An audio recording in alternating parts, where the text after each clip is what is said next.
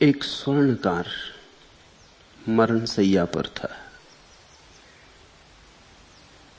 स्वभावता मृत्यु से बहुत भयभीत,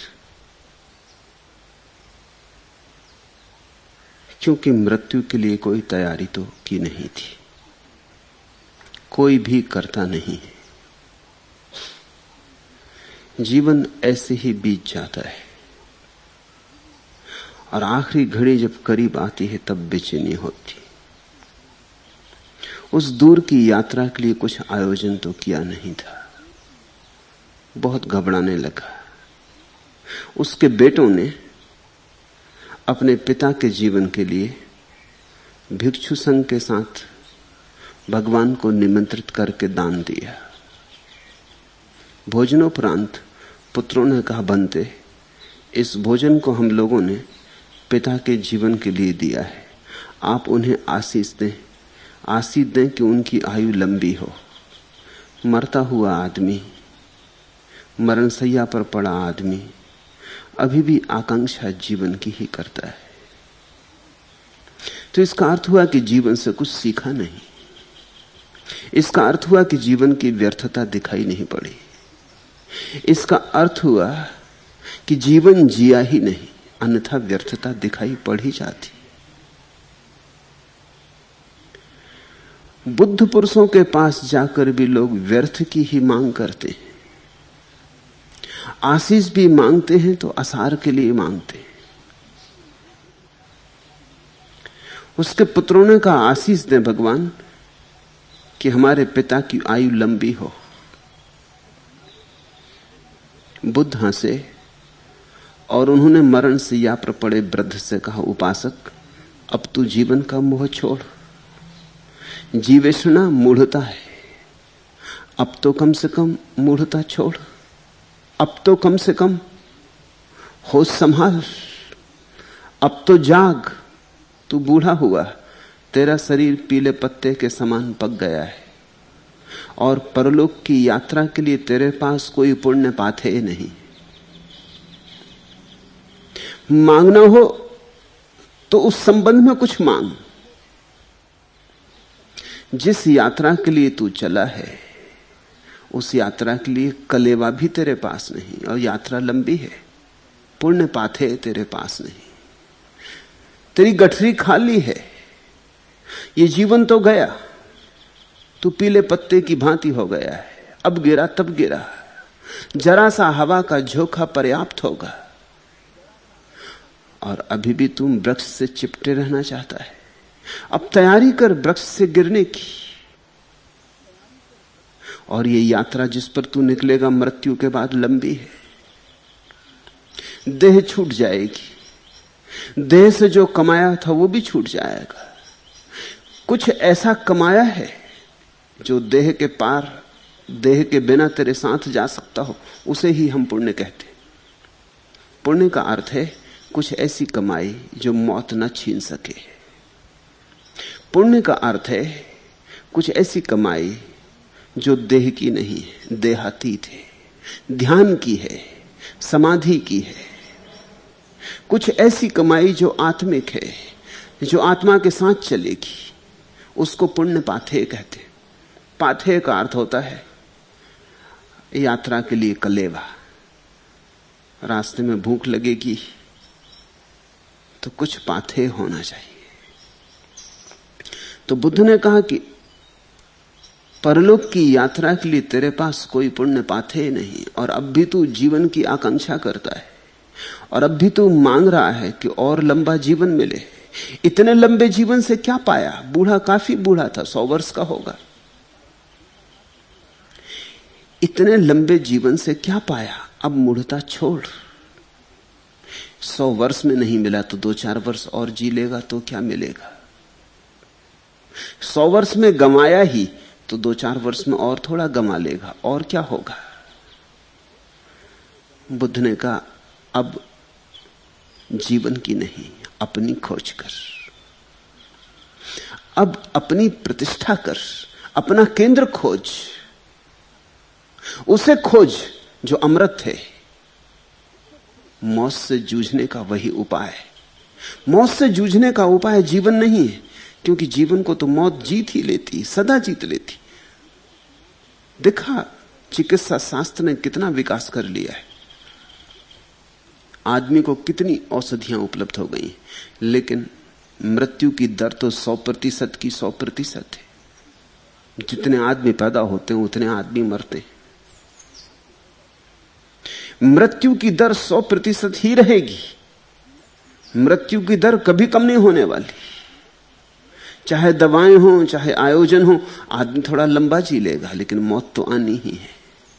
ऐसा कभी भी ना होगा कि मौत 99% हो, कि 100 बच्चे पैदा हों और 99 आदमी मरे और एक बच जाए।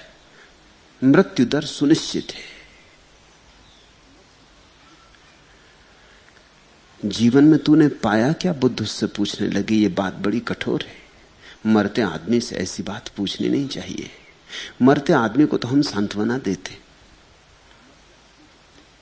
मरते आदमी को तो हम लोरी सुनाते हैं कि वो सो जाए शांति से। मरते आदमी को हम ऐसे कठोर सत्य नहीं कहते। लेकिन बुद्ध ने बड़ा कठोर सत्य कहा। उससे कहा, तेरे पास कोई पुण्य पाथ ही नहीं, अपनी प्रतिष्ठा कर, अपना केंद्र खोज, स्वामे रम, प्रज्ञावान हो, अब और मूर्ख मत बन, स्वप्नों से जाग। जीवन मात्र एक स्वप्न है। संत सांत्वना नहीं देते, और जो सांत्वना दे वो संत नहीं है, इसे समझ लेना। हालांकि तुम जिन्हें संत कहते हो वे सांत्वना देने का ही काम करते हैं, और तुम उन्हें पूछते भी इसीलिए हो कि वे सांत्वना देते, तुम्हारे सुख दुख में थपकी देते, तुम्हें भुलाए रखते हैं, भरमाए रखते हैं, तुमसे कहते चले जाते हैं सब ठीक है, घबराओ ना, सब ठीक हो जाएगा। संत सांत्वना देते ही नहीं, संत तो सत्य देते हैं, और सत्य सदा कठोर है। सत्य सदा कठोर है। जब मैं ऐसा कहता हूं तो इसका अर्थ ठीक से समझ लेना। सत्य अपने आप में कठोर नहीं, लेकिन तुम इतना असत्य में जिए हो इसलिए सत्य कठोर मालूम होता है। तुमने अपना सारा जीवन असत्य कर लिया है, इसलिए सत्य की चोट गहरी पड़ती, भिद जाती प्राणों तक। सत्य को तुम सह नहीं पाते क्योंकि तुमने असत्य को ही सहने का अभ्यास किया है। सत्य तो होता है नग्न, उस पर कोई वस्त्र नहीं होते, और न सत्य कोई मुखौटे ओढ़ता है, और न सत्य तुम्हारे अनुकूल होने की कोई चेष्टा करता है। तुम्हारे अनुकूल तो जो सत्य होगा तो असत्य हो जाए, तुम असत्य हो, तुम्हारे अनुकूल सत्य हुआ कि असत्य हुआ, और सांत्वना तुम्हें उसी से मिलती जो तुम्हारे अनुकूल हो। जो तुम्हारे प्रतिकूल हो उससे चोट लगती। ख्याल रखना, सत्य में कोई चोट नहीं है, क्योंकि तुमने असत्य का अभ्यास कर रखा है, इसलिए चोट है। सत्य जटिल नहीं है, सत्य तो बड़ा सरल है, लेकिन तुम जटिल हो। सत्य तो सीधा साफ सुथरा है, लेकिन तुम बड़ी उलझन और बड़ी गांठों से भरे हो, तो सत्य की चोट लगती है। संत चोट करते हैं, क्योंकि चोट ही एकमात्र आशा है, चोट में ही आश्वासन है, शायद तुम जग जाओ। इसलिए संतों को हम धन्यवाद भी नहीं दे पाते, और जब तक हम धन्यवाद देने को तैयार होते हैं तब तक संत जा चुके होते। जीसस को तुमने धन्यवाद दिया, बुद्ध को तुमने धन्यवाद दिया, हां, फिर मर जाने के बाद तुम हजारों साल तक पूजा करते हो। ये पश्चाताप है, तुम्हारी पूजा पश्चाताप है। तुम पश्चाताप करते हो कि हम धन्यवाद नहीं दे पाए, चूक गए। और ये सदा हुआ है। असंतों की तुम पूजा करते हो।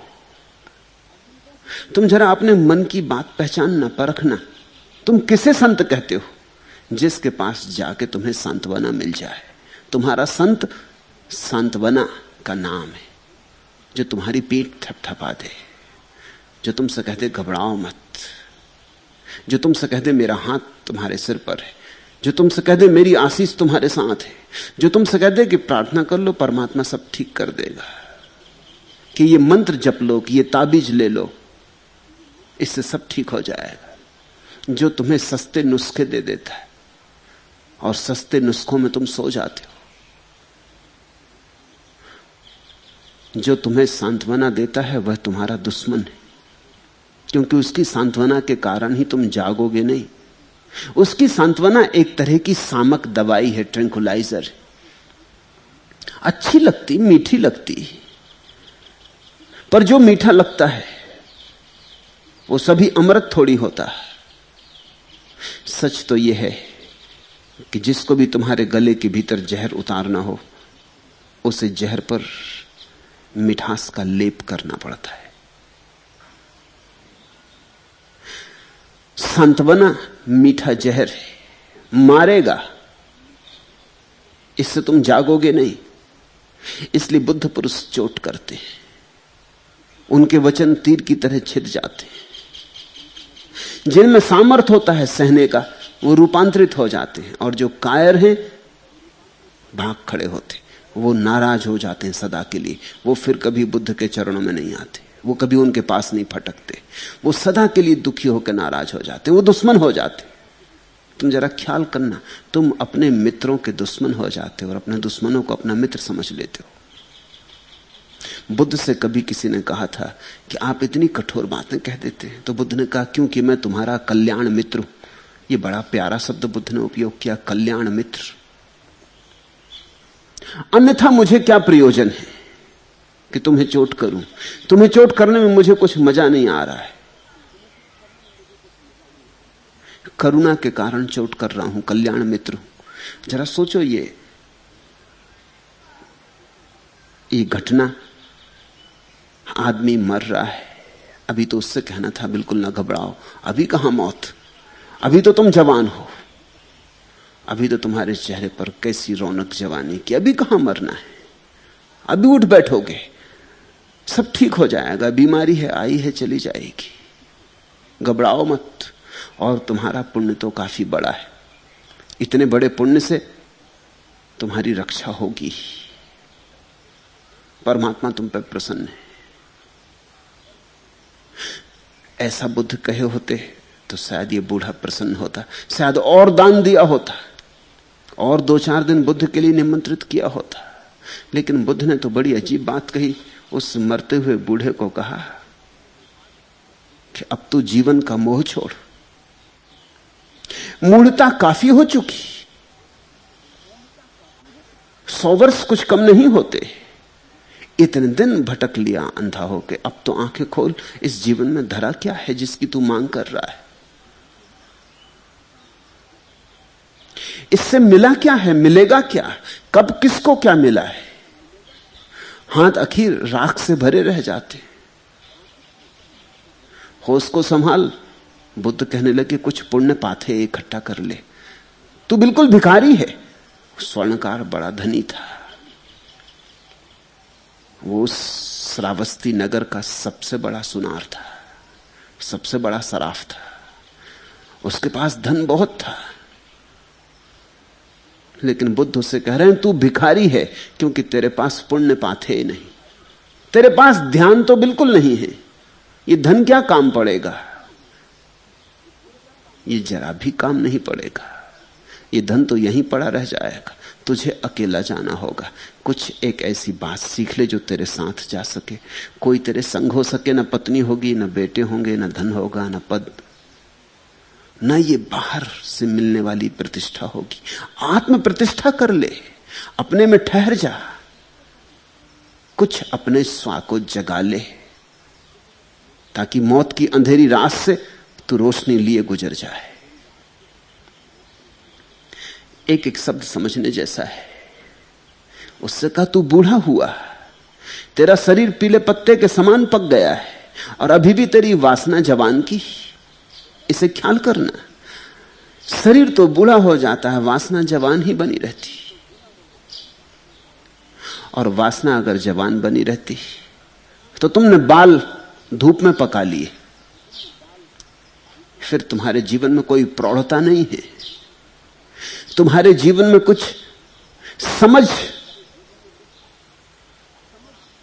कोई सार जीवन का तुम्हारे हाथ नहीं लगा। तुम बूढ़े तो हो गए, लेकिन बचकाने के बचकाने हो। ख्याल करना, संत बच्चों की भांति हो जाते और असंत बचकाने के बचकाने रह जाते। बचकानापन और बच्चों की भांति हो जाने का फर्क ख्याल में ले लेना। बचकानेपन का अर्थ है आदमी बढ़ा ही नहीं, और पुनः बच्चों जैसे हो जाने का अर्थ है आदमी इतना बढ़ा कि फिर सरल हो गया, कि जटिलता की व्यर्थता दिखाई पड़ गई। तो बच्चों जैसा हो जाना तो बड़ा बहुमूल्य है, अमूल्य है, और बचकाने रह जाना बड़ा दुर्भाग्य है। बच्चों जैसे हो जाना तो सौभाग्य है, और बचकाने रह जाना बड़े से बड़ी दुर्भाग्य की दशा है।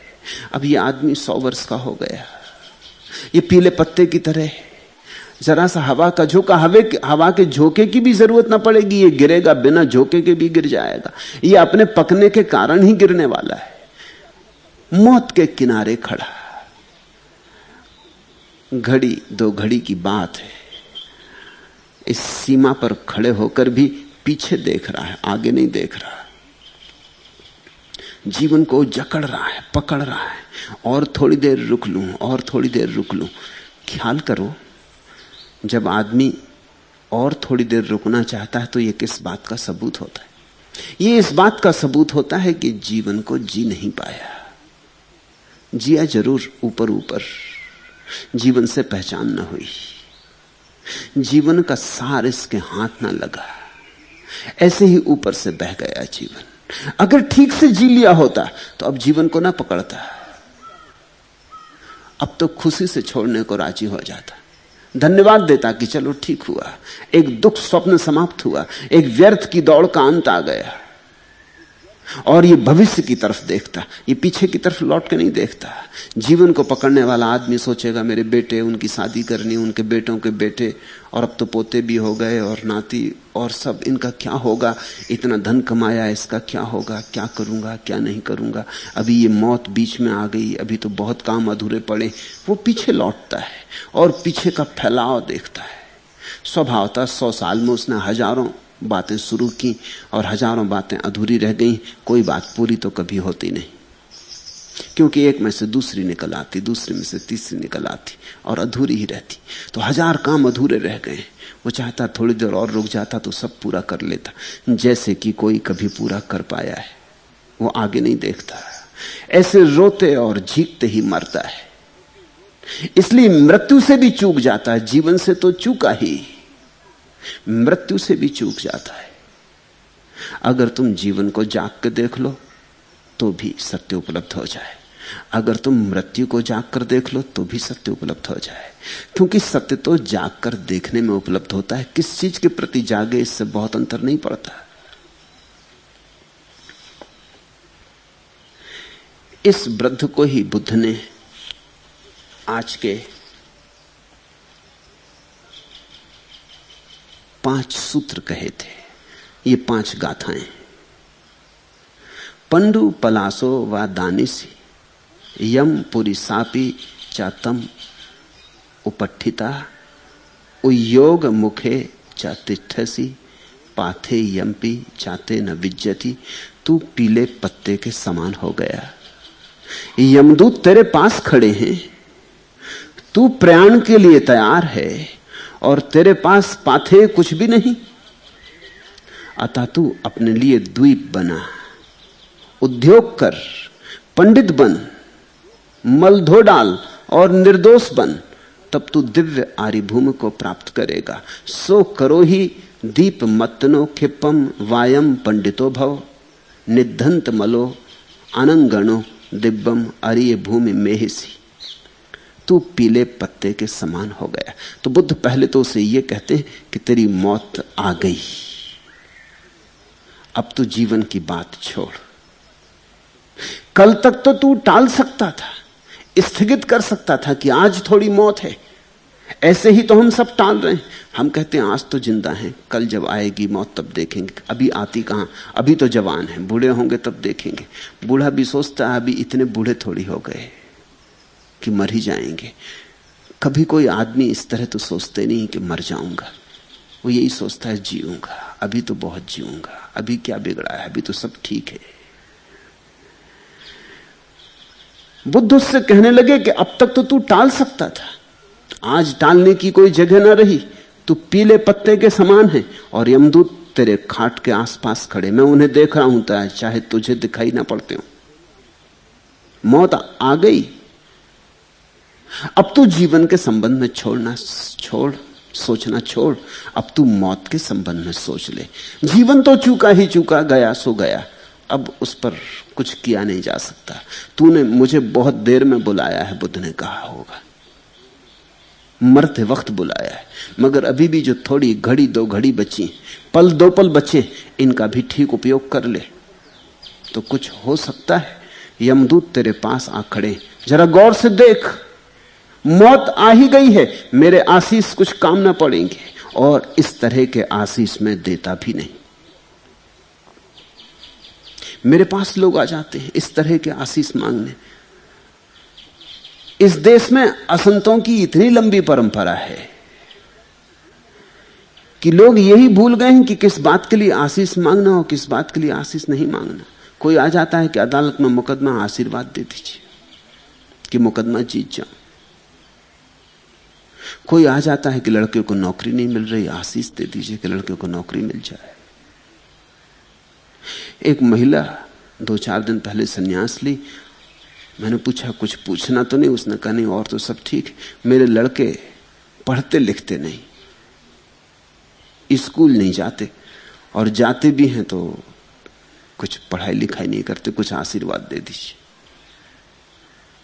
इस तरह की बातों के आशीर्वाद मांगे जाते रहे और देने वाले देते रहे और लेने वाले लेते रहे। इससे एक बड़ी भ्रांति पैदा हो गई है। बुद्ध पुरुष के पास जाके किस बात का आशीर्वाद मांगना, इसकी भी व्यवस्था हम भूल गए। बुद्ध से तो एक ही बात का आशीर्वाद मांगा जा सकता है कि ज्ञान हो, कि ध्यान हो, कि समाधि हो, क्योंकि बुद्ध के सामने तो वही धन है, और तो सब व्यर्थ है। और तो तुम कूड़े करकट का आशीर्वाद मांग रहे हो। तो वैसे समझो कि किसी चिकित्सक के जाकर कहो कि कुछ आशीर्वाद दे दो कि टीबी हो जाए, कि आशीर्वाद दे दो कि कैंसर हो जाए, तो जैसे ये मूढ़तापूर्ण लगेगा चिकित्सक को, वैसे ही बुद्ध को भी ये मूढ़तापूर्ण लगता है कि कोई मांगता है कि जीवन थोड़ा लंबा हो जाए। बुद्ध तो जीवन को रोग की तरह देखते, दुख और दुख और दुख। बुद्ध कहते हैं जन्म दुख, जवानी दुख, बुढ़ापा दुख, मृत्यु दुख, जीवन का सारा स्वाद दुख का है। इसको लंबाने का क्या अर्थ? तुम कैंसर को लंबाना चाहते हो, क्षय रोग को लंबाना चाहते हो?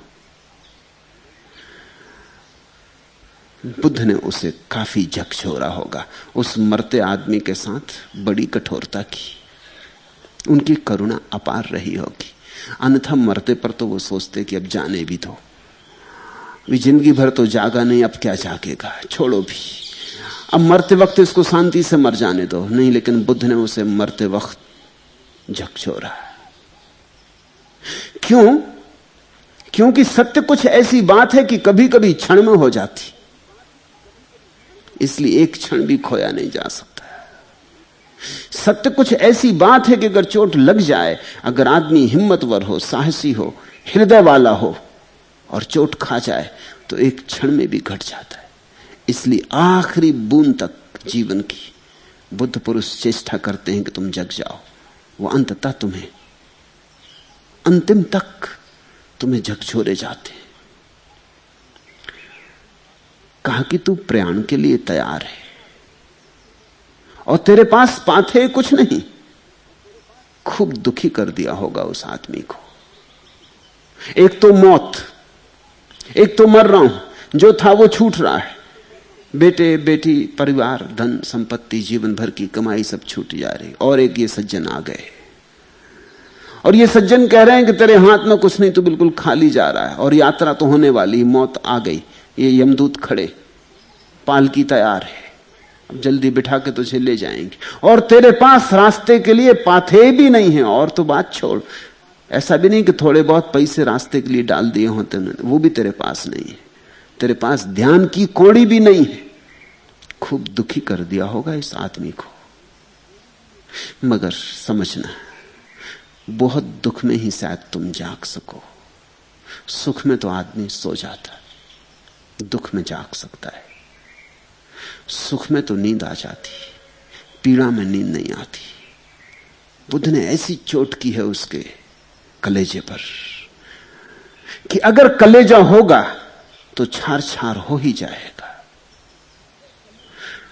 तेरे पास पाथे कुछ भी नहीं, तू भिखारी है, और अभी भी तू आशीष मांग रहा है व्यर्थ के लिए। अब तो कुछ सार्थक कर ले, तू अपने लिए द्वीप बना। यह बुद्ध का विशिष्ट वचन है, तू अपने लिए द्वीप बना। सो करो ही दीप मत नो। देखते हैं द्वीप, सागर के बीच छोटा सा द्वीप, सबसे अलग थलग, महाद्वीप से टूटा, अपने में जीता है। बुद्ध बार बार कहते हैं द्वीप बनो। द्वीप का अर्थ है सब संबंधों से मुक्त हो जाओ, जैसे सागर में कोई छोटा द्वीप। किसी से जुड़े मत रहो, असंग हो जाओ। द्वीप का अर्थ है असंग हो जाओ, अकेले हो जाओ। उस बूढ़े से उन्होंने कहा कि अब तू अकेला हो जा, अब तू भूल ही जा कि कोई तेरा बेटा है, कोई तेरी पत्नी है, कोई तेरे पोते हैं, कोई तेरे नाती हैं, कुछ तेरे पास धन है, सब भूल जा। ये देह भी तेरी नहीं, इसके लिए तो लेने यमदूत आ गए। ये मन भी तेरा नहीं, ये भी सब उधार है।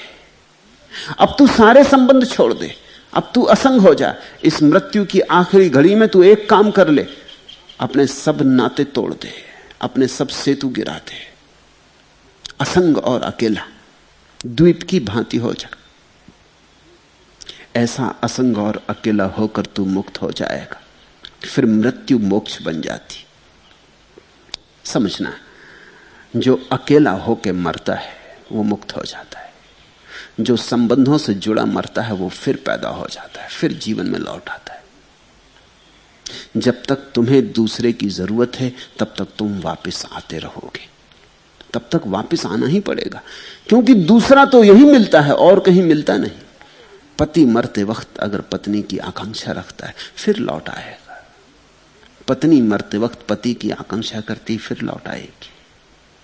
तुम्हारी आकांक्षा तुम्हें लौटा लाएगी, क्योंकि लौटते तो केवल वे ही नहीं हैं जिनकी दूसरे से कोई आकांक्षा ना रही, लौटने की कोई जरूरत ना रही। संसार का अर्थ है दूसरे की मौजूदगी, जहां दूसरा उपलब्ध होता है।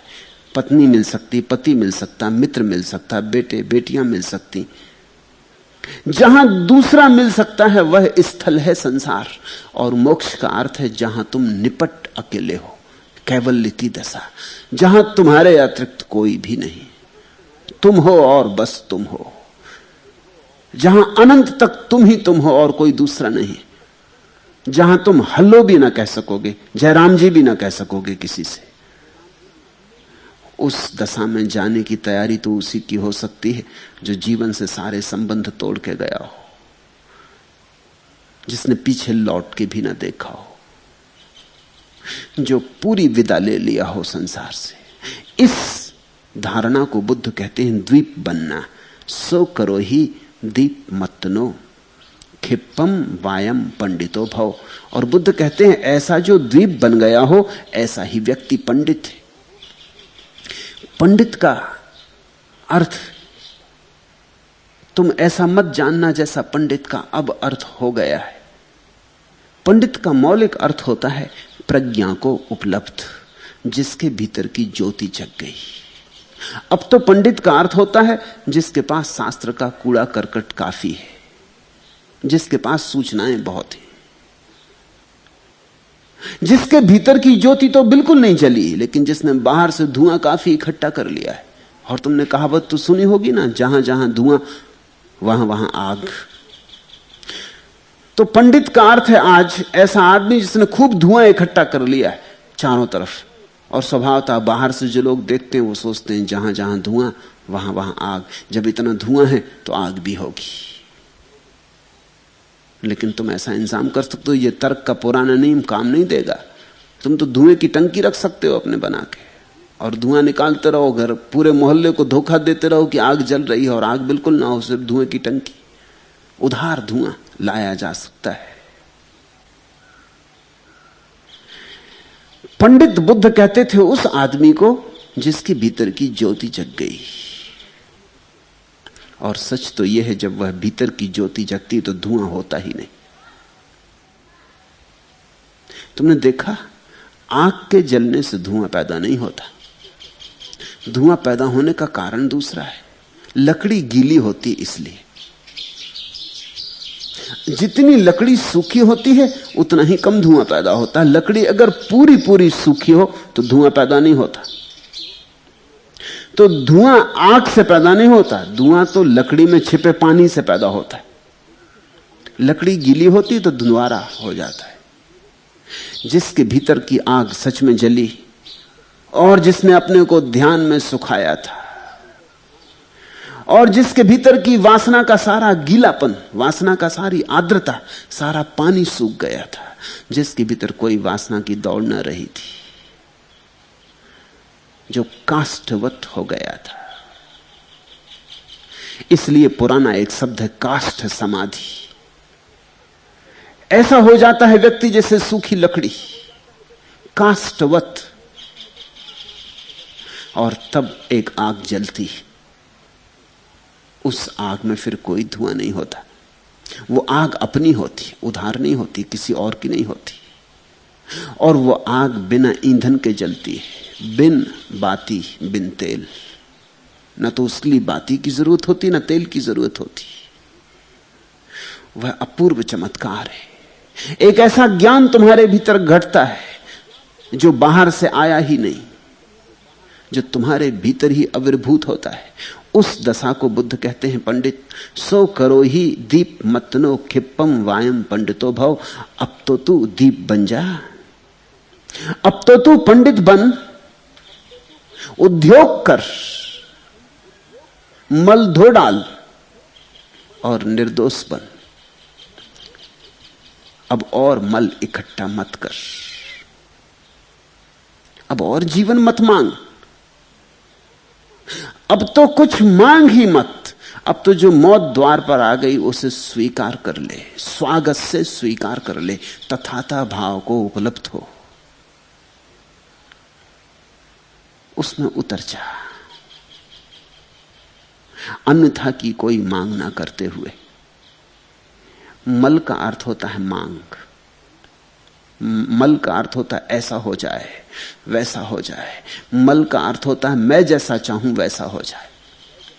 मल का अर्थ होता है मैं की छाया, मैं की गंदगी। जहां अहंकार है वहां मल है। अगर तुम अहंकार से जीते तो तुम मलेच्छ, अगर तुम अहंकार से मुक्त हो गए तो निर्दोष, निर्मल। और जो निर्मल हो जाता है उसने ही जाना। तो बुद्ध कहते हैं निर्दोष बन, मल धो डाल, और तब तू दिव्य आर्य भूमि को प्राप्त करेगा। निधंत मलो अनंगणो दिव्यम आर्य भूमि मेहसी। और श्रेष्ठ पुरुषों को जो उपलब्ध होता, श्रेष्ठतम को जो उपलब्ध होता, वो परमलोक, उसको बुद्ध कहते हैं आर्य भूमि, श्रेष्ठों का देश। वह आकाश जो उन्हीं को मिलता जो सारे मल को धो डाले। उस ऊंचाई पर वे ही उठ पाते हैं जिनका सारा मल कट गया है। तू मुझसे आशीष मांग, बुद्ध ने कहा, जीवन का नहीं, मोक्ष का। तू मुझसे आशीष मांग। क्या इस जमीन पर पैदा होने की आशीष मांगता? आशीष मांग के आर्य भूमि में तेरा जन्म हो। ख्याल रखना, आर्य भूमि का मतलब कोई हिंदुस्तान नहीं। आर्य भूमि का अर्थ होता है दिव्य लोक, परमात्मा का लोक। भगवत्ता का लोक। आशीष ही मांगना है तो बुद्ध कहते ऐसा कुछ मांग। उपनीत वयो चादानेसी संपया तोसी यमस संति के वासोपि चाते नत्थि अंतरा पाथेयम्पि चाते न विज्जति। तेरी आयु हो चुकी पागल, तू यम के पास पहुंच चुका, मौत के जबड़े में पड़ा है,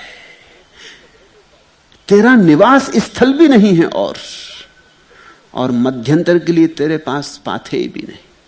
तूने कोई घर बनाया ही नहीं भगवान में, तू यहीं जमीन पर मिट्टी के घर बनाता रहा। तूने चेतना का कोई घर ना बनाया, तेरा निवास स्थल भी नहीं। तू भटकेगा लोक लोकांतर में, तू आवारा हो जाएगा। तूने कोई घर ना बनाया, तूने कोई शरण स्थल ना बनाया, तूने कोई छप्पर नहीं डाला। हम तो यहीं के छप्पर डालने में विदा हो जाते, तो उस दूर के लोक में, उस आरी भूमि में मकान बन ही नहीं पाता। बुद्ध अपने भिक्षुओं को कई नाम दिए, उनमें एक नाम है अनागार, जिसका यहां कोई घर नहीं। आगार का अर्थ होता है घर, अनागार का अर्थ होता है जिसका कोई घर नहीं, गृह विहीन। किसी ने बुद्ध से पूछा है कि आप अपने भिक्षु को अनागार क्यों कहते? तो उन्होंने कहा इसलिए कि यहां मेरा भिक्षु घर नहीं बनाता, मेरा भिक्षु कहीं और घर बनाता है, अदृश्य लोक में, जहां चमड़ी की आंखों से कुछ भी नहीं दिखाई पड़ेगा। तुम्हारा दिव्य चक्षु खुले तो दिखाई पड़ेगा। मेरे भिक्षु गृह विहीन नहीं है, लेकिन इनके घर किसी और ही लोक में निर्मित हुए, कोई और आयाम में निर्मित हुए। यहां ये घर विहीन है, यहां इन्होंने घर बनाना छोड़ दिया, क्योंकि यहां तो घर सब रेत में बनाए सिद्ध होते हैं, ताश के पत्तों के घर हैं, गिर जाते, क्या बनाने योग्य। कुछ ऐसा घर बनाओ जो गिरे ना, कुछ ऐसा घर बनाओ जो सदा सदा रहे, जो सदैव रहे।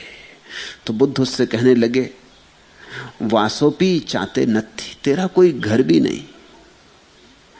अंतरा पाथे यम पिचाते न विज्जति, और न मध्यंतर के लिए, बीच के मार्ग के लिए कोई पाथे। उपनीत वयो, तेरी उम्र चुक गई मगर तेरी वासना नहीं चुकती।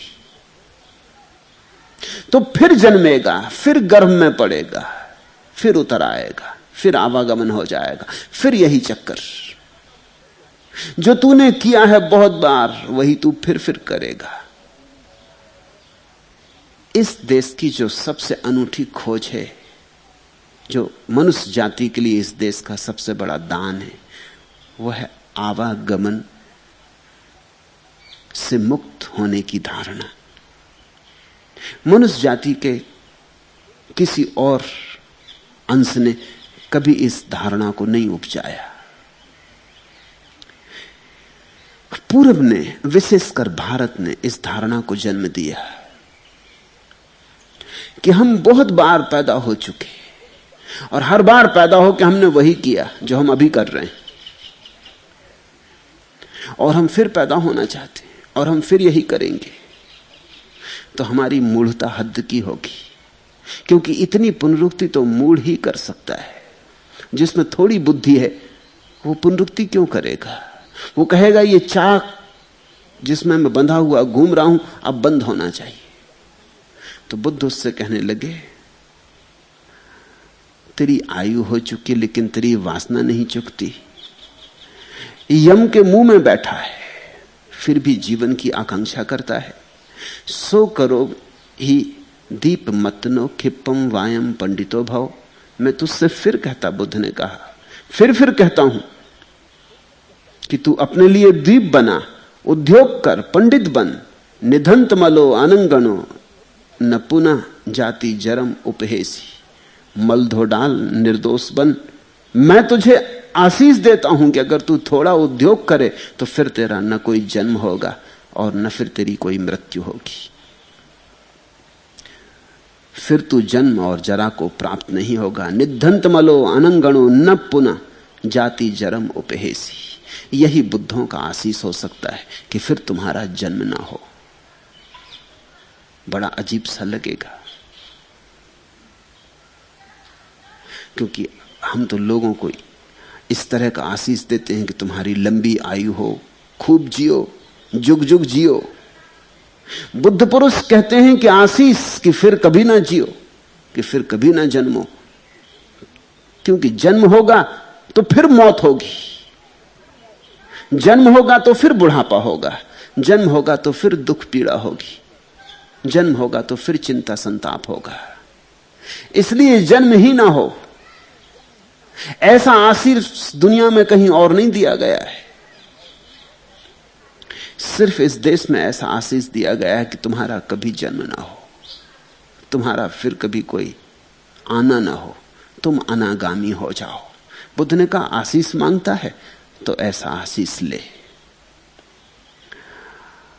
अनुपुब्बेन मेधावी थोक थोकम खणे खणे कम मारो रजत सेव निध में मलमत्नो। सुनार था बूढ़ा, तो उन्होंने उदाहरण दिया कि सुनार जैसे चांदी के मैल को क्रमशः थोड़ा थोड़ा और क्षण क्षण जलाकर उसे शुद्ध करता है, वैसे ही मेधावी पुरुष अपने मैल को क्रमशः दूर कर लेता है। ऐसा ही तू कर। अनुपुब्बेन मेधावी थोक थोकम खणे खणे, कितना ही मैल हो धीरे धीरे थोड़ा थोड़ा करके क्षण क्षण करके कट जाता है। सागर रीच जाते, बूंद बूंद करके घड़ा खाली हो जाता है। अनुपुब्बेन मेधावी थोक थोकम खणे खणे कम्मारो रजस्सेव निध में मलमत्नो। और तू तो सुनार है, तू तो जानता कि चांदी में कितनी ही गंदगी हो, धीरे धीरे साफ करके चांदी साफ हो जाती। ऐसा ही तू भी मेधावी बन, साफ हो जा, शुद्ध हो जा, निर्मल हो जा। जीवन का आशीष नहीं देता, परम जीवन का आशीष देता हूं। ऐसे जीवन का आशीष देता हूं जहां शाश्वत आनंद होगा, शाश्वत शांति होगी।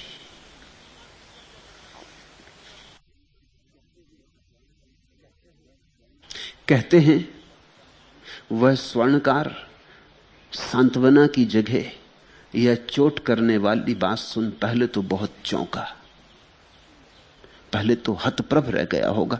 किम कर्तव्य विमूढ़, पहले तो सोचा होगा किस आदमी को बुला लिया, किससे आशीष मांगने की भूल कर ली। हम तो इस जीवन को बढ़ाने की बात कर रहे हैं, ये आगे के भी सब जीवन समाप्त करने का आशीर्वाद दे रहा है। हमने तो मांगा कि ये जीवन थोड़ा लंबा हो जाए, और ये कह रहा है कि कभी तेरा जीवन ही ना हो, अब कोई, अब सदा के लिए समाप्ति हो जाए, बात ही खत्म हो, जड़ मूल से ही काट देते हैं। पहले तो बहुत चौंका, जैसे कोई भी चौंकता। संतों से पहले भी मिलना हुआ होगा, तथाकथित संतों से जो सांत्वना देते हैं, जिनका काम ही ये कि तुम्हारे घाव पर मलहम पट्टी करते रहते, जो तुम्हें सब तरह से समझाते रहते। तुम अगर दीन दरिद्र हो, दुखी पीड़ित हो, वो कहते हैं कि पुराने जन्मों का कर्म है, कट जाएगा, फिक्र ना करो, सब ठीक हुआ जाता है। कि भगवान कोई परीक्षा ले रहा है, ये परीक्षा का क्षण है, परेशान ना हो, निकल जाएगा। कि रात कितनी ही अंधेरी हो, सुबह आने के करीब है, घबराते क्यों हो? और जब रात ज्यादा अंधेरी होती है तो समझो कि सुबह करीब आ रही। ऐसा समझाए चले जाते। हर हाल में तुम टिके रहो, बने रहो, जहां हो जैसे रहो, तुम्हारी मलहम पट्टी करते रहते। शायद ऐसे संतों से इसका मिलना जीवन में हुआ होगा। उसी आधार पर तो ये बुद्ध से भी इस तरह का आशीष मांगने की भूल कर बैठा।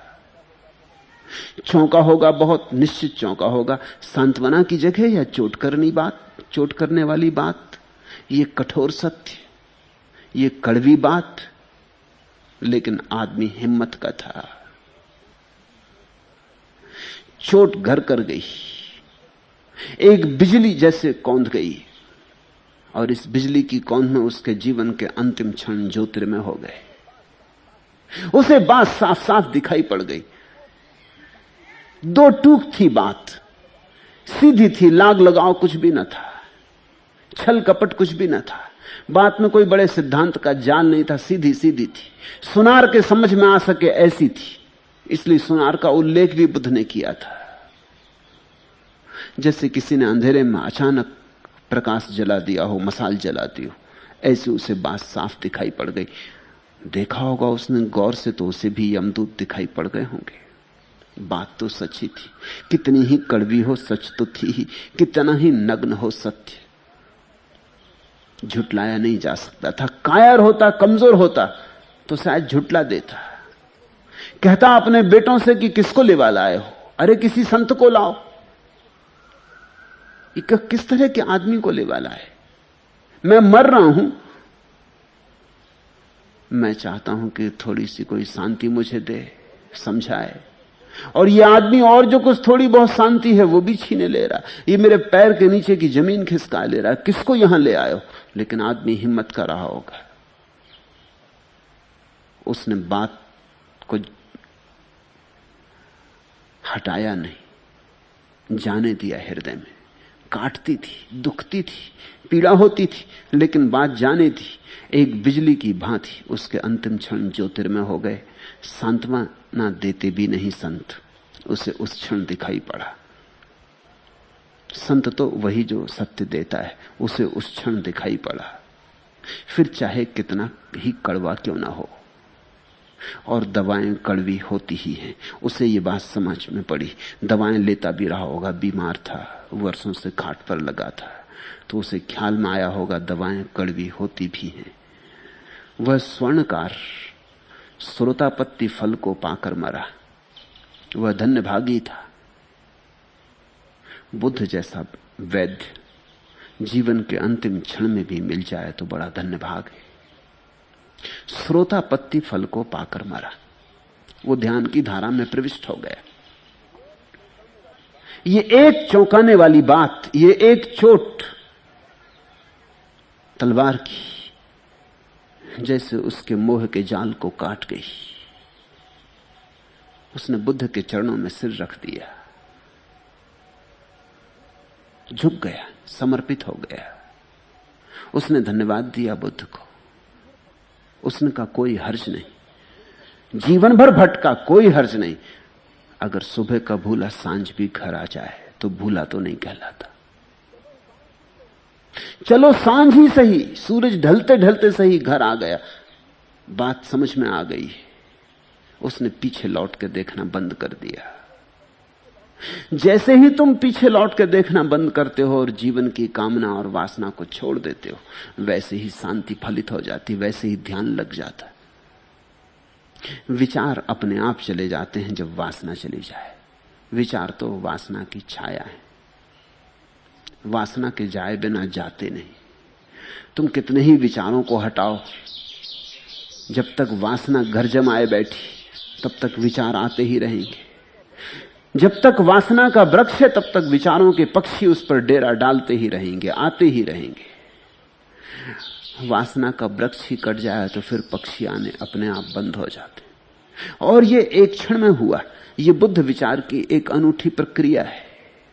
फिर बुद्ध से लेकर 2500 वर्षों में अनेकों को यह घटना घटी है, कभी कभी एक क्षण में। योग में इस तरह की कोई व्यवस्था नहीं है। योग तो कहता है जन्मों जन्मों चेष्टा करनी पड़ती तब कुछ मिलता है।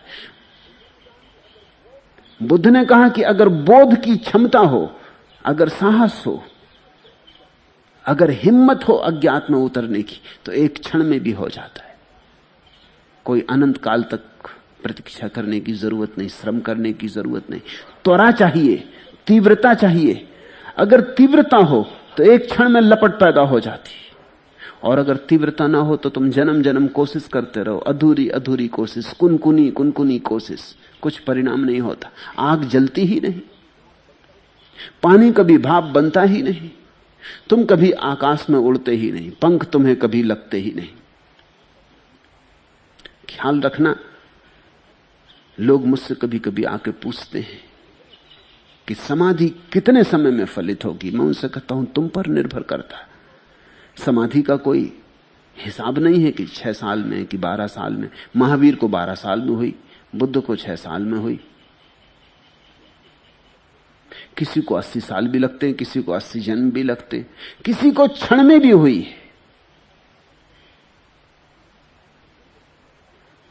तुम पर निर्भर करता है कितनी त्वरा, कितनी तीव्रता, कितने बल से तुम चले हो।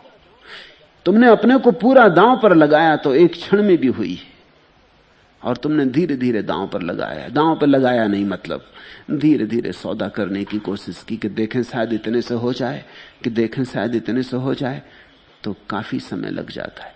समाधि समयातीत है, इसलिए समय का कोई संबंध नहीं है, एक क्षण में भी हो सकती।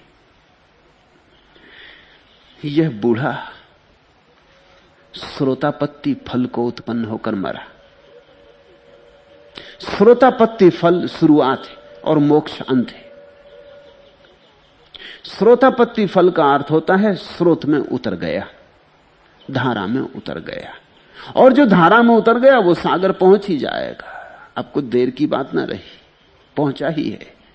नाव छोड़ दी धारा में, धारा तो जा ही रही सागर की तरफ। इसे तुम समझना, इस जगत में ध्यान की धारा बह रही है। उस ध्यान की धारा को ही तुम गंगा समझो, वही गंगा है।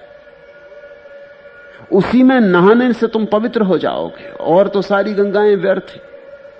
एक ध्यान की धारा इस जगत में बह रही, जो उसमें उतर जाता है वो धारा उसे समाधि के सागर तक पहुंचा देती, ले जाती, खुद ले जाती। तुम्हें हाथ पैर भी नहीं चलाना पड़ता। रामकृष्ण कहते थे तुम तो अपनी नाव छोड़ दो, उसकी हवाएं तुम्हारे पालों में भर जाएंगी और तुम्हें गंतव्य तक ले जाएंगी। तुम तो इस नदी में उतर जाओ, बुद्ध कहते थे। बस ये नदी तो जा ही रही है, ये तुम्हें ले जाएगी। नदी में उतरने की घड़ी श्रोतापत्ति फल कहलाती।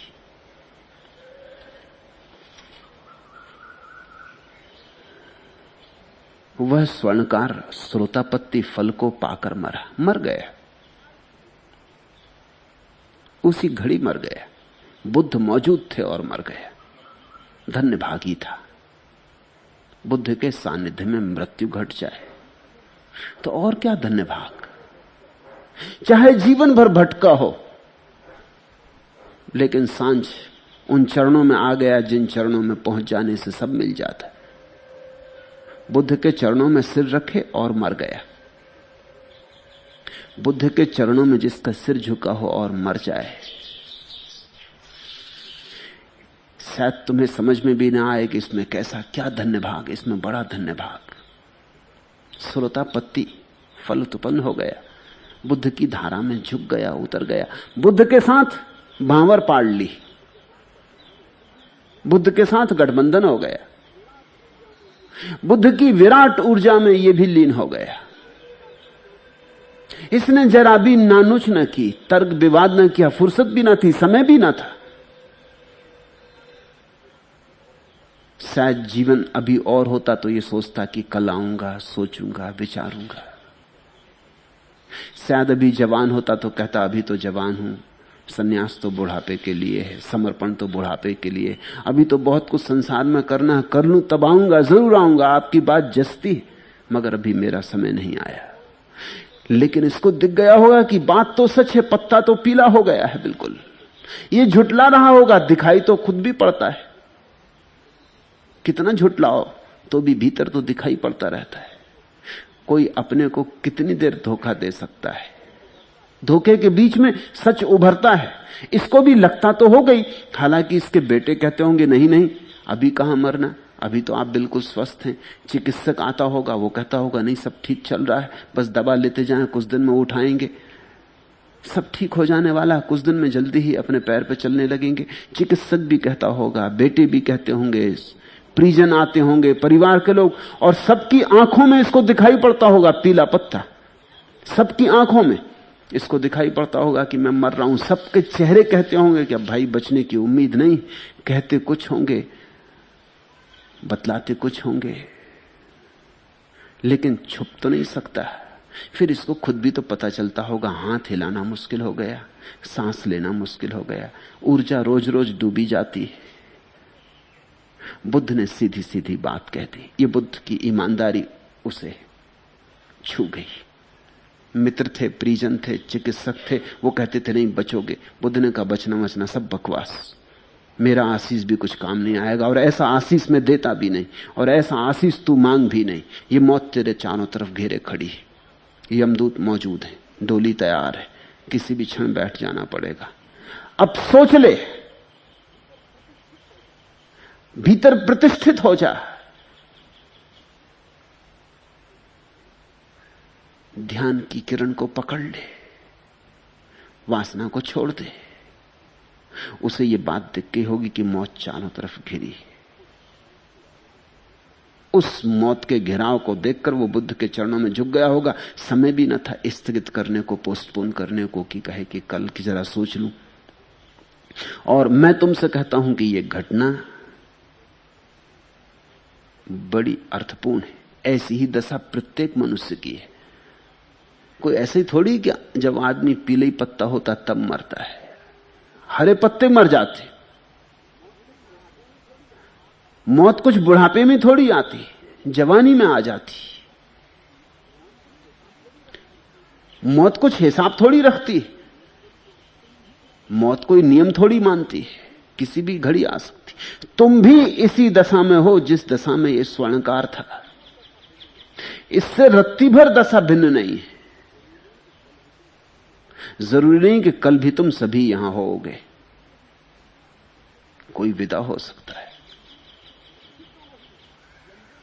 स्थिति तो वही है। यमदूत ऐसा थोड़ी है कि कभी आते, वो तुम जब जन्मते हो तभी डोली लेके साथ आते। वो डोली लिए पास ही बैठे रहते, कब मौका आ जाए कि ले जाएं। कुछ ऐसा थोड़ी कि जब जरूरत पड़ेगी तब आएंगे, ऐसे में तो बहुत देर लग जाए। आदमी यमदूत अपने साथ ही लेके पैदा होता है।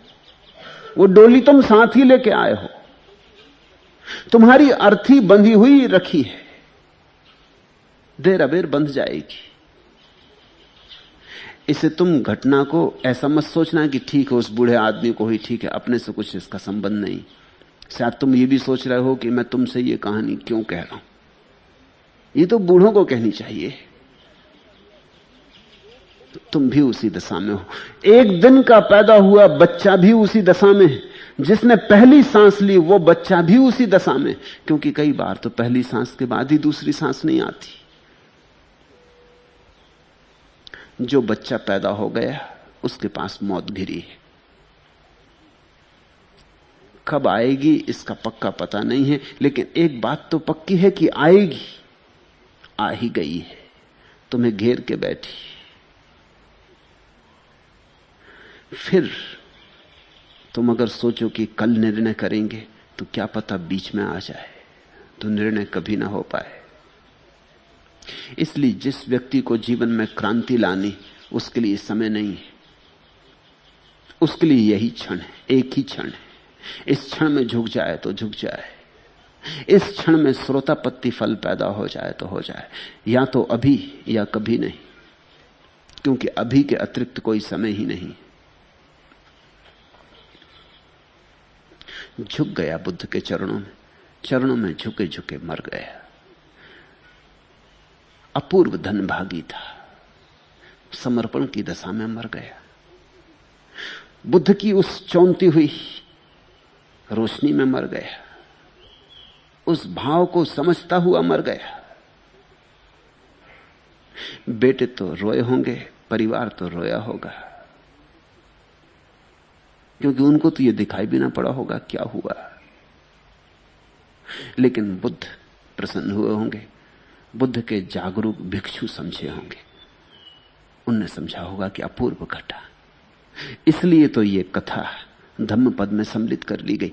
सभी कथाएं सम्मिलित नहीं कर ली गई। 40 वर्षों में हजारों बातें घटी हैं बुद्ध के जीवन में, सभी नहीं सम्मिलित कर ली गई, जो बहुत प्रतीकात्मक हैं, बहुत सूचक है। ये बड़ी सूचक घटना है।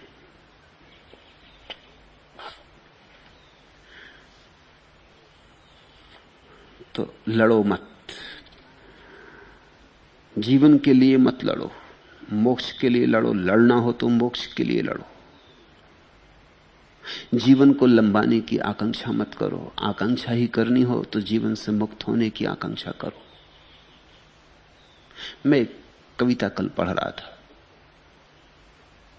दिनकर की है, जा चुके अब तो वो। ऐसे लड़ते लड़ते गए, मरते समय भी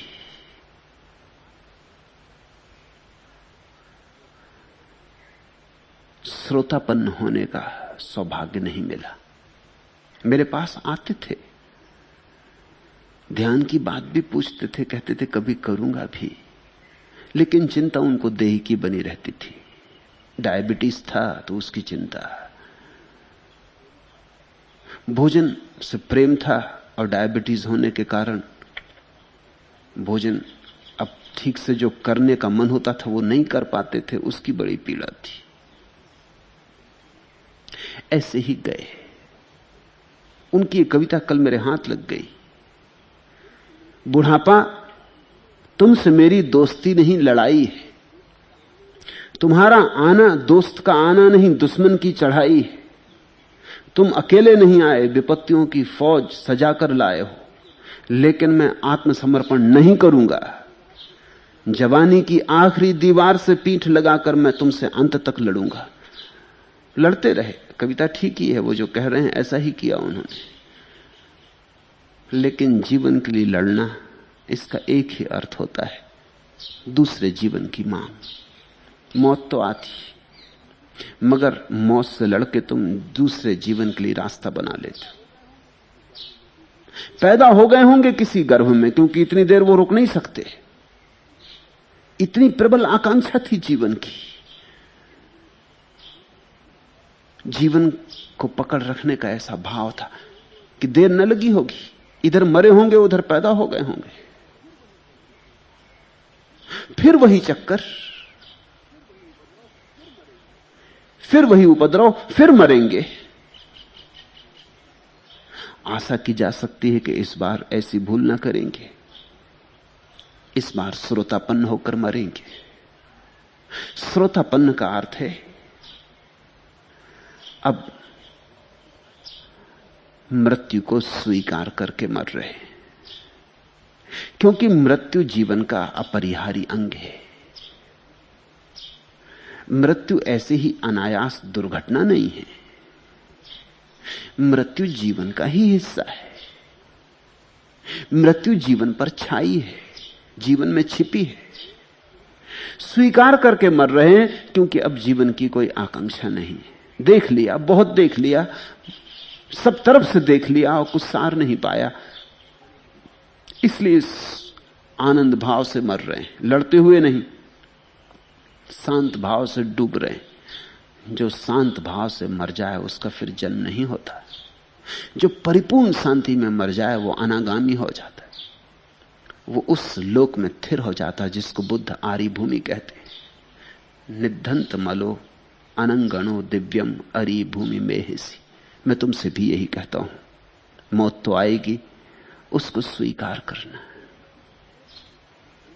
जीवन की व्यर्थता दिख जाए तो ही स्वीकार कर सकोगे। अगर जीवन में सार्थकता दिखती तो कैसे स्वीकार करोगे? तो तुम लड़ोगे, लड़े कि तुम चूक जाओगे।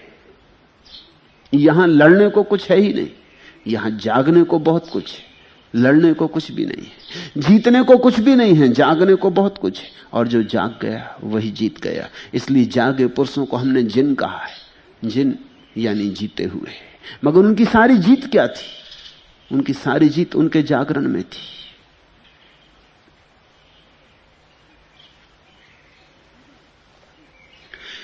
जीवन एक तरह का बुलावा है, छलावा।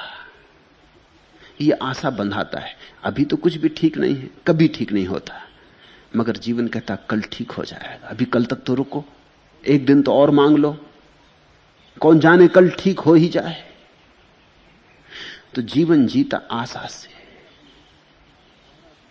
अभी अभी कोहरा चीर कर चमकेगा सूरज, चमक उठेंगी ठटकी नंगी भूरी डालें। अभी अभी थिरकेगी पछिया बयार, झरने लग जाएंगे नीम के पीले पत्ते। अभी अभी खिलखिलाकर हंस पड़ेगा कचनार, गुदगुदा उठेगा उसकी अगवानी में अमलतास की टहनियों का पोर पोर। अभी अभी करवटें लेंगे बूंदों के सपने, फूलों के अंदर, फलों फलियों के अंदर। अभी अभी कोहरा चीर कर चमकेगा सूरज, चमक उठेंगी ठटकी नंगी भूरी डारें। अभी अभी कुछ होगा, जल्दी कुछ होगा। थोड़ी देर और टिके रहो, थोड़ी देर और लड़े जाओ। कौन जाने कल ही वो नियति का दिन हो जब तुम पर सौभाग्य की वर्षा हो, छप्पर टूटे। कौन जाने, कल तो और रुक लो, एक दिन तो और देख लो। अब तक हारे सच है, लेकिन सदा थोड़े हारते रहोगे। ऐसा मन समझाता, ऐसा मन आशा की डोर में लटकाए रखता है और आदमी सरकता रहता। अगर जीवन से जागना है तो आशा से जागना पड़ता है। बुद्ध ने बड़ा जोर दिया है अनाशा पर। बुद्ध आशीष देते थे कि भिक्षु तेरी आशा मर जाए, मेरा आशीष, आशा मर जाए, कि तू बिल्कुल ही निराश हो जाए, ऐसा मेरा आशीष। तुम तो घबराओगे, तुम कहोगे ये तो बात बड़ी बुरी हो गई, निराश हो जाओ। निराश का अर्थ होता है आस रहित हो जाओ, कोई आशा ना रहे। यह कोई दुखद अवस्था नहीं है निराशा, ये तो केवल जागरण की अवस्था है। अब कोई आशा ना रही, अब भविष्य ना रहा, अब कल की कोई बात ना रही। जब कल की कोई बात नहीं तो तुम्हारी ऊर्जा भविष्य में नहीं दौड़ती। भविष्य तो मरुस्थल की तरह है, उसी में तुम्हारी ऊर्जा खो जाती, नदी खो जाती मरुस्थल में। जब भविष्य नहीं रपसता, कोई आशा नहीं बचती, तो तुम्हारी ऊर्जा इकट्ठी होती, तुम्हारी ऊर्जा एक सरोवर बन जाती। उसी सरोवर में प्रतिष्ठा है, आत्म प्रतिष्ठा, स्वाबोध, और वही सरोवर एक दिन निर्वाण सिद्ध होता है।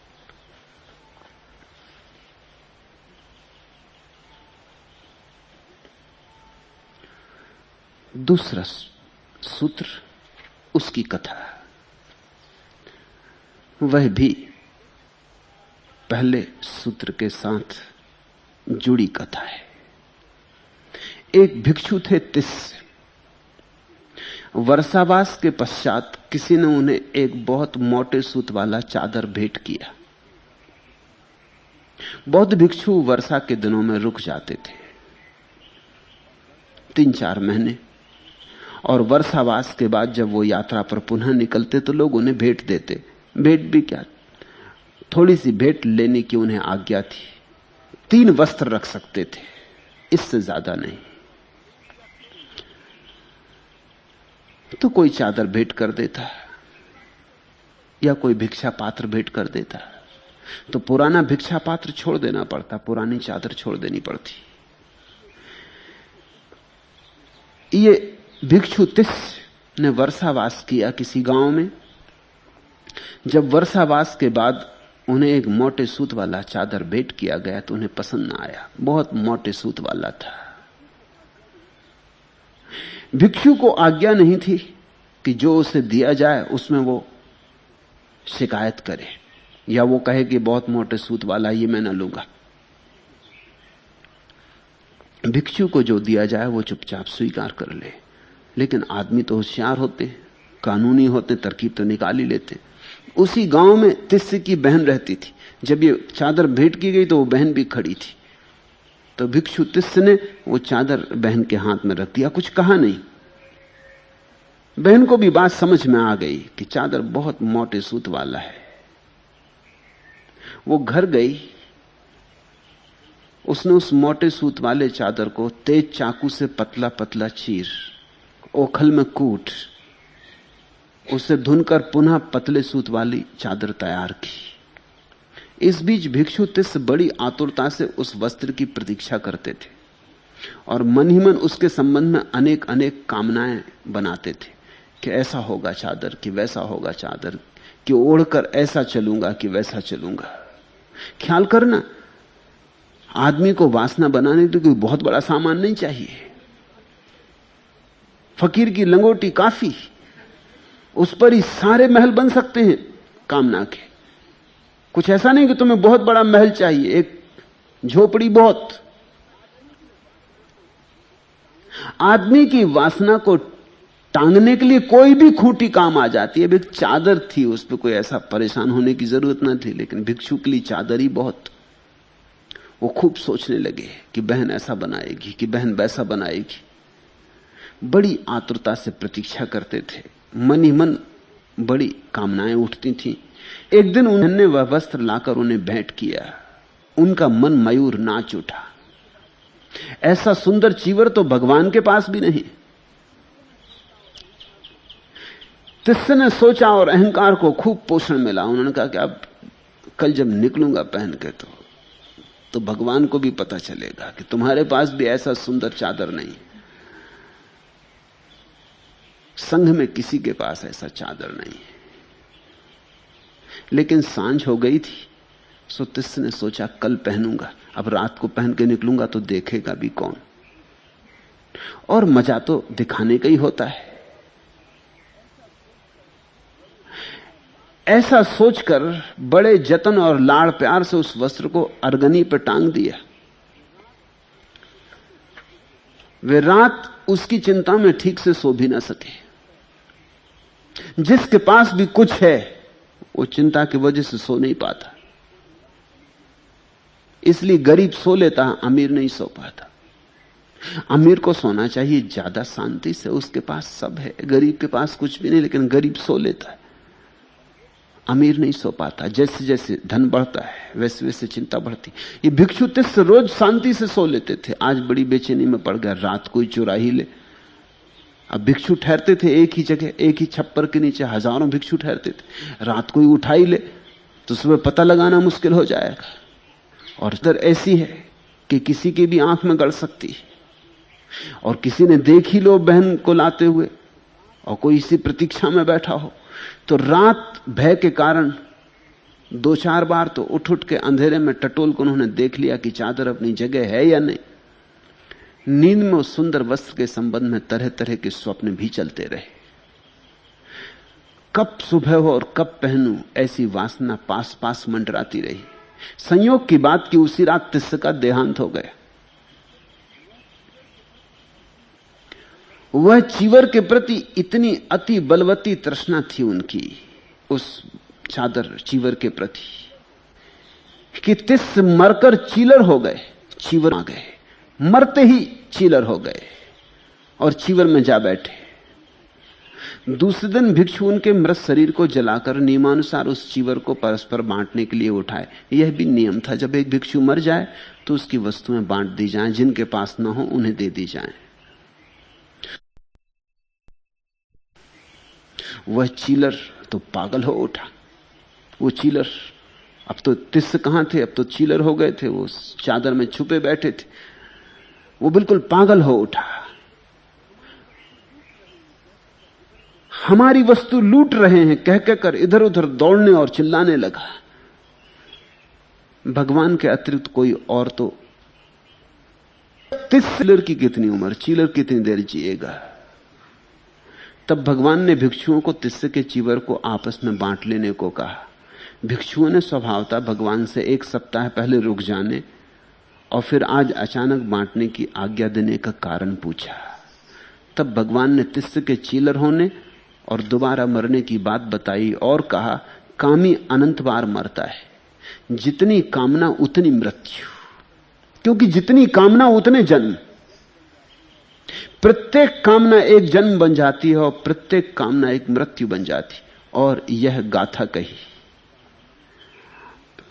ऐसा व मलम समुटित्थम तदुत्थाय तमेव खादति एवं अतिधोनचारिणम सानी कम्मानी नयंती दुर्गतिम।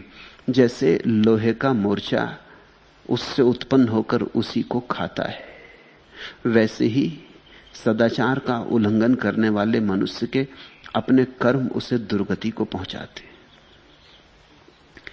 एक कथा महत्वपूर्ण है। एक तो तुम ये मत सोचना कि ज्यादा हो तो ही परेशानी होती, ज्यादा कम से कोई संबंध नहीं। परेशानी लानी हो तो किसी भी चीज पर परेशानी आ सकती है, क्षुद्र सी चीज पे परेशानी हो सकती है। और परेशानी ना होनी हो, ना उठानी हो, ना परेशानी में जाना हो तो विराट से विराट चीज भी कोई परेशानी नहीं ला सकती। तो कभी ऐसा भी होता है भिक्षु तिस्से जैसा आदमी एक चादर के पीछे चिंतित हो जाता है, और कभी राजा जनक जैसा आदमी बड़े साम्राज्य में रहते हुए भी जरा भी चिंतित नहीं होता। तो एक बात ख्याल में लेना कि चिंता बड़े और छोटे से संबंधित नहीं है, चिंता समझ और नासमझी से संबंधित है। अब यह आदमी भिक्षु हो गया, सब छोड़ दिया, मगर भीतरी वासना बदली नहीं है, वही का वही। कभी हो सकता था रास्ते पे अकड़ के चलता रहा हो, अब भी वही अकड़ कायम है, छिप गई है। रस्सी से आज जल भी गई हो तो भी उसकी अकड़न नहीं गई है। आज उसे एक पतली चादर मिल गई, महीन चादर, तो वो सोचता आहा अब जरा मैं पहन के चलूंगा। भगवान के पास भी ऐसी चादर नहीं है, उसका चित्त इससे बड़ा प्रसन्न हो रहा है।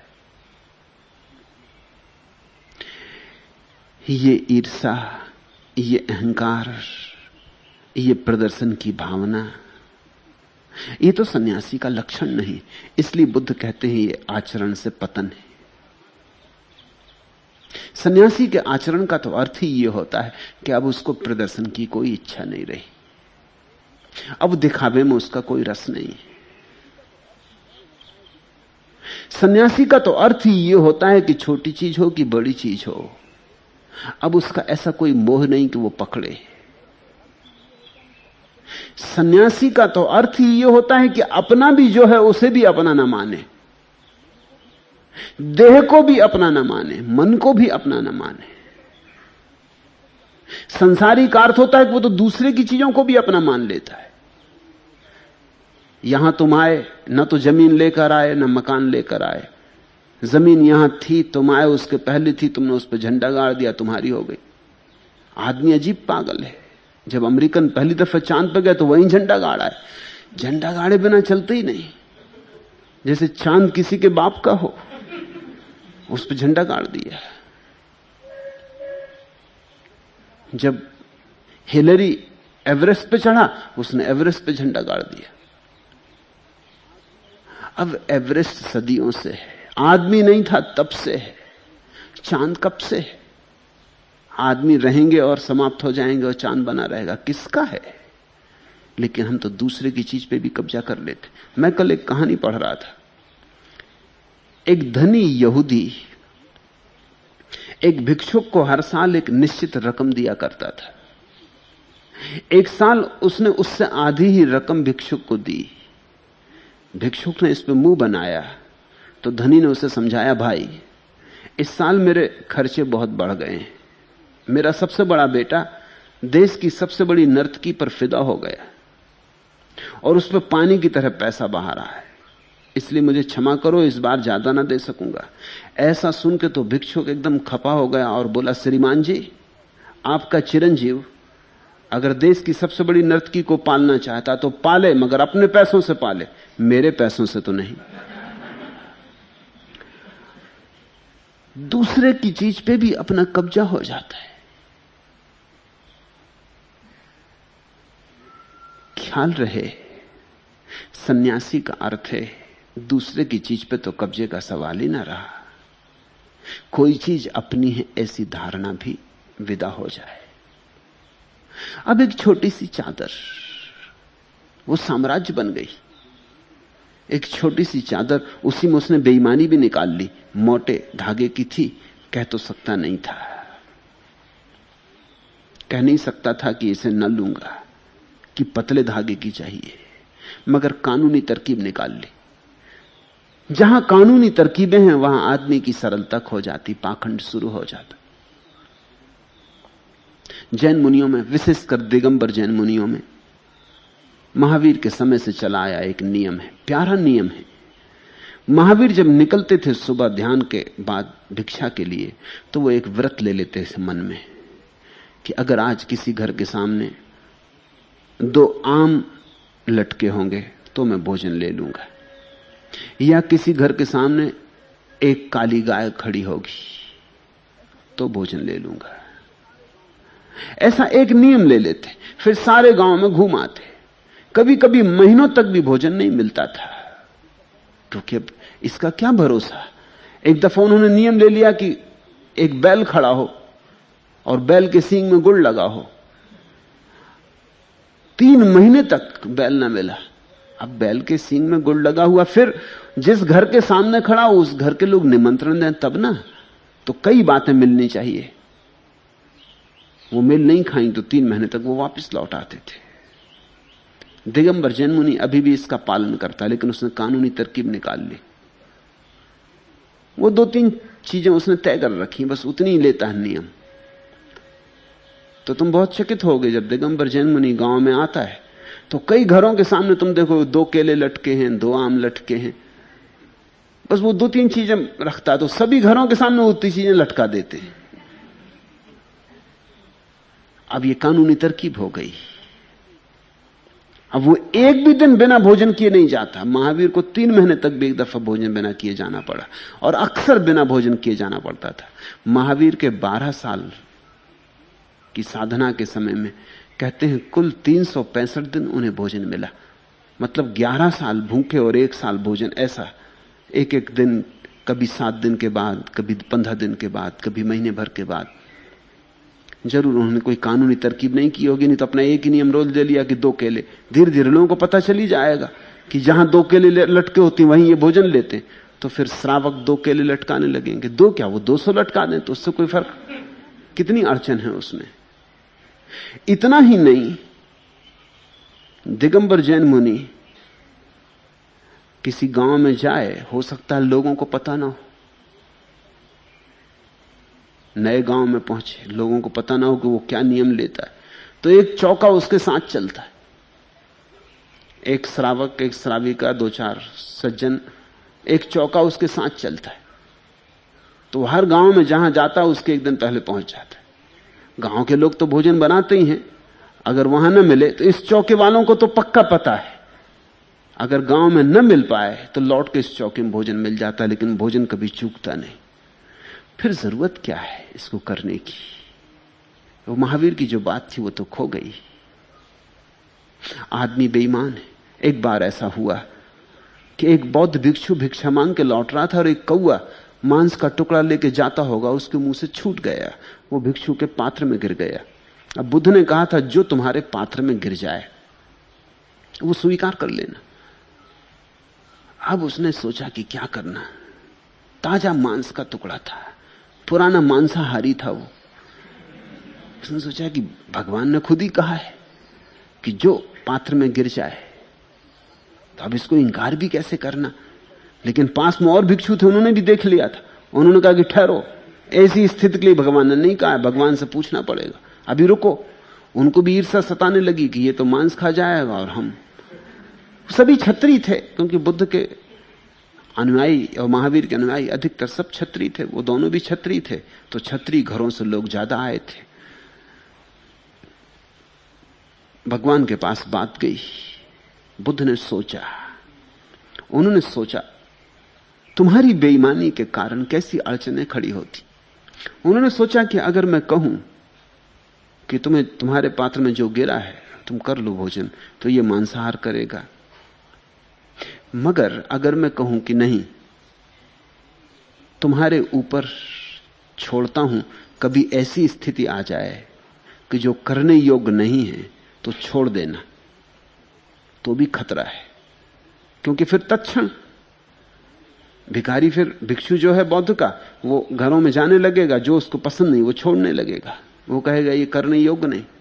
किसी ने रूखी सूखी रोटी दे वो छोड़ देगा, किसी ने पूड़ी दी तो ले लेगा, तो वो तो खतरा और बड़ा हो जाएगा। ये चील इत्यादि ने तो एक बार गिरा दिया, ये कोई रोज रोज तो गिराने वाली नहीं है मांस।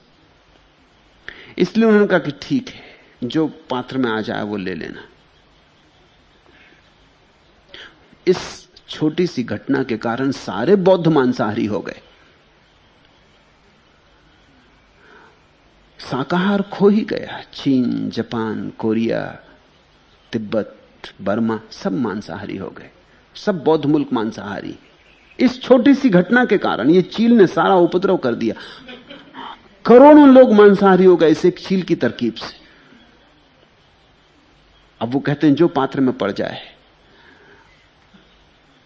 और उनके श्रावक जानते हैं कि लोग मांसाहार पसंद करते हैं, तो पात्र में मांसाहार डालने लगे। उसके पहले तक नहीं डाला था उन्होंने। बुद्ध ने कहा है कोई किसी को मार के ना खाए। सोचा भी नहीं होगा कि कोई कानूनी आदमी इसमें से तरकीब निकाल लेगा किसी जानवर को मार के ना खाए। तो चीन और जापान में तुम्हें ऐसी तख्तियां लगी मिलेंगी दुकानों के सामने कि यहां अपने आप मरे जानवर का मांस बेचा जाता। इसके लिए तो बुद्ध ने मना किया भी नहीं। उन्होंने कहा था कोई मार के ना खाए, तरकीब निकाल ली। अब इतने जानवर अपने आप मर भी नहीं रहे, हजारों गायें काटी जा रही हैं, कट के मांस आता है, होटल वाला तख्ती लगता है, बैठा है, बस मजे से तुम कर सकते हो क्योंकि साफ लिखा है। तुम भी जानते हो, सारी दुनिया जानती है कि वो सब मांस कट के आ रहा है, लेकिन इससे तुम्हें क्या मतलब? लेने वाला कहता है ये होटल वाला जाने, अगर वो कोई पाप कर रहा है, झूठ बोल रहा है तो वो जाने। होटल वाला सोचता सारी दुनिया जानती है कि इतने जानवर रोज कहां से मरेंगे, जान के तुम ले रहे हो, तुम समझो। तख्ती तो ऐसे ही जैसे हमारे मुल्क में तख्ती लगी रहती है यहां शुद्ध घी बिकता है। सभी जानते हैं कि जहां जहां शुद्ध घी लिखा है वहां वहां क्या बिकता है, इसमें किसी को कुछ बताने की जरूरत नहीं। जब शुद्ध घी बिकता था तो किसी जगह तख्ती लगी नहीं होती थी कि शुद्ध घी बिकता है। घी बिकता है इतना ही काफी था, शुद्ध क्यों लगाना? घी यानी शुद्ध होता है।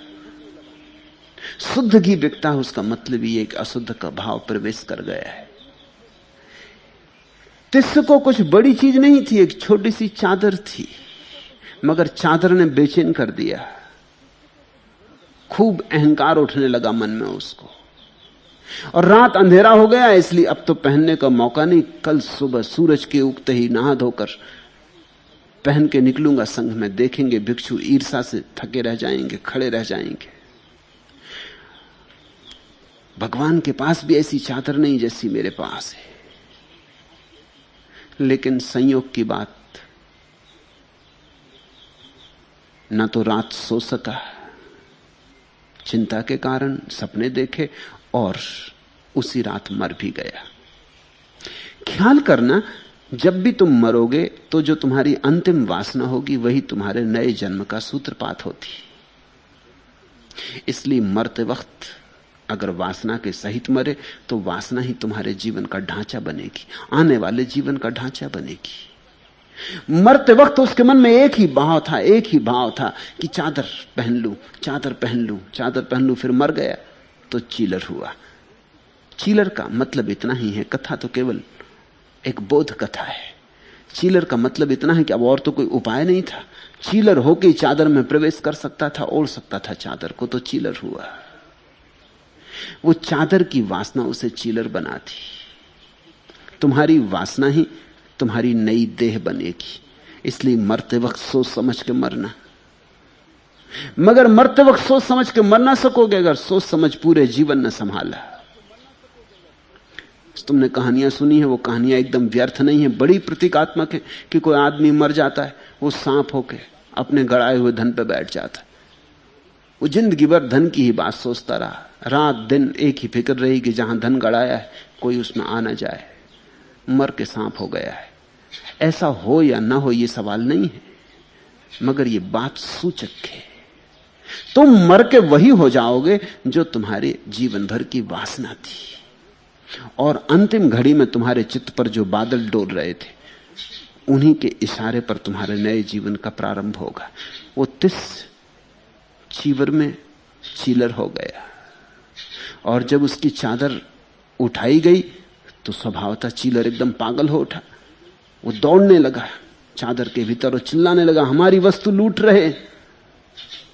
मर गया, लेकिन वासना अभी भी नहीं मरी। मर गया, लेकिन मोह अभी भी नहीं मरा। मर गया, लेकिन अहंकार अभी भी नहीं मरा। हमारी वस्तु लूट रहे कह कर इधर उधर दौड़ने और चिल्लाने लगा। भगवान के अतिरिक्त तो किसी ने उसकी आवाज सुनी भी नहीं। उतनी सूक्ष्म आवाज तो सिर्फ बुद्ध पुरुष ही सुन सके। वे हंसे और उन्होंने कहा, आनंद, उन भिक्षुओं को कह दो कि तिस्से के चीवर को अभी वहीं रख दे। 7 दिन बाद जब चीलर मर गया तो बुद्ध ने कहा, अब उस चादर को बांट लो। स्वभावतः भिक्षुओं ने पूछा, क्योंकि इसमें विरोधाभास था। 7 दिन पहले अचानक कह दिया था कि रुक जाओ, चादर को वहीं छोड़ दो। अब अचानक कहा कि बांट लो, तो बुद्ध ने कहा कामी अनंत बार मरता है। उसकी कामना तिस्य की उसे चीलर बना दी।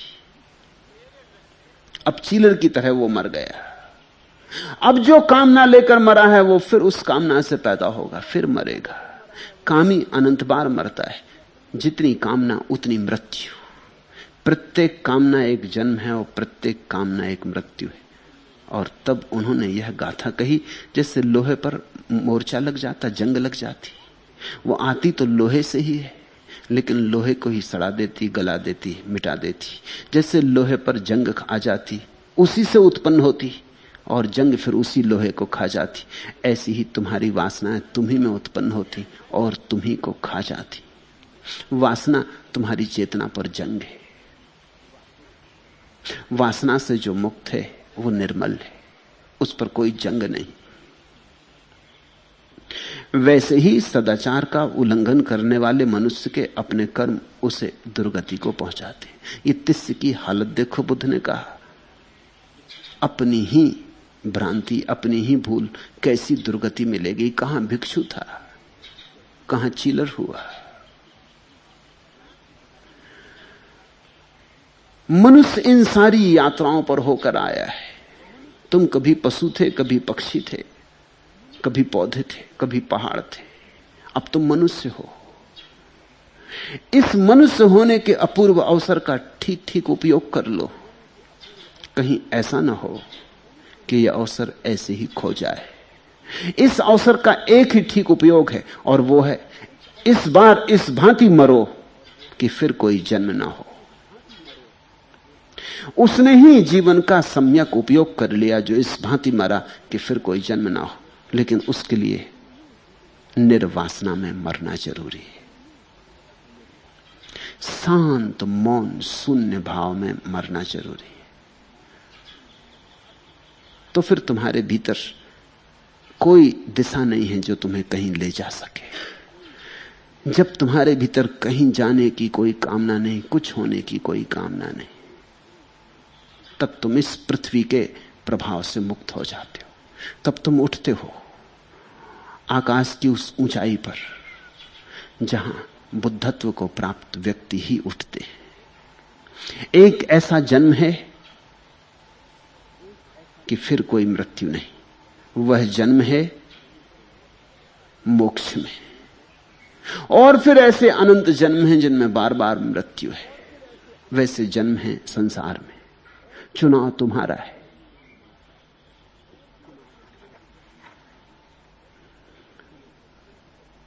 सागर बूंदों का मेला, ईश्वर आदमी अकेला। इस अकेलेपन को बुद्ध कहते हैं द्वीप बन जाना। सो करो ही दीप मतनो खिप्पम वायम पंडितो भव। अकेले हो जाओ, असंग हो जाओ।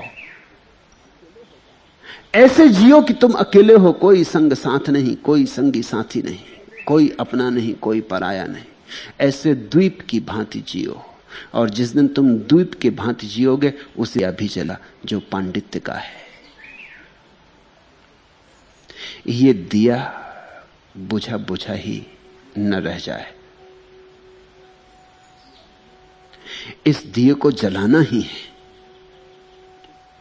तो तुम्हारे पास पुण्य पाथेय होगा और तुम्हारा एक घर होगा उस विराट में।